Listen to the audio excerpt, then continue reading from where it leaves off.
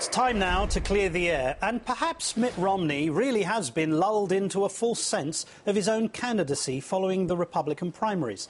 You see, we kept being told about how bloody and brutal the process had been, and even Mr. Romney himself suggested that this was good preparation for the presidential campaign.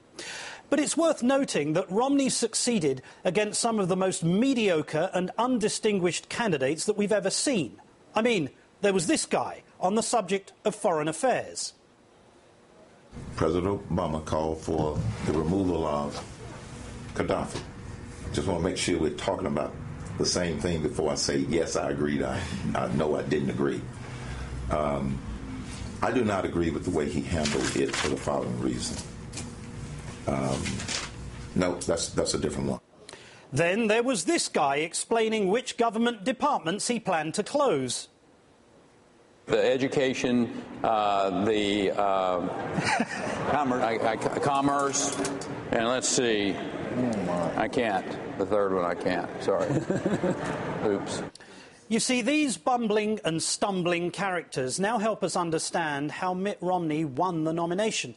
Because faced with them, it wasn't really necessary to come up with a coherent, well-defined strategy.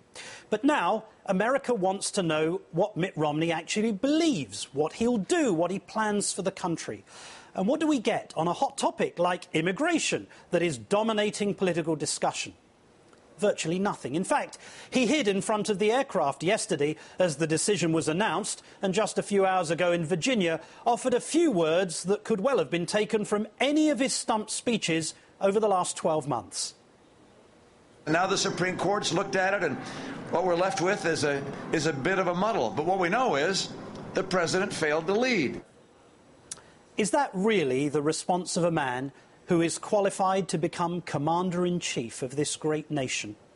Or does Mitt Romney believe that the American people will accept a vacuous candidate whose sole claim to fame is that he has more super PAC money than anyone else?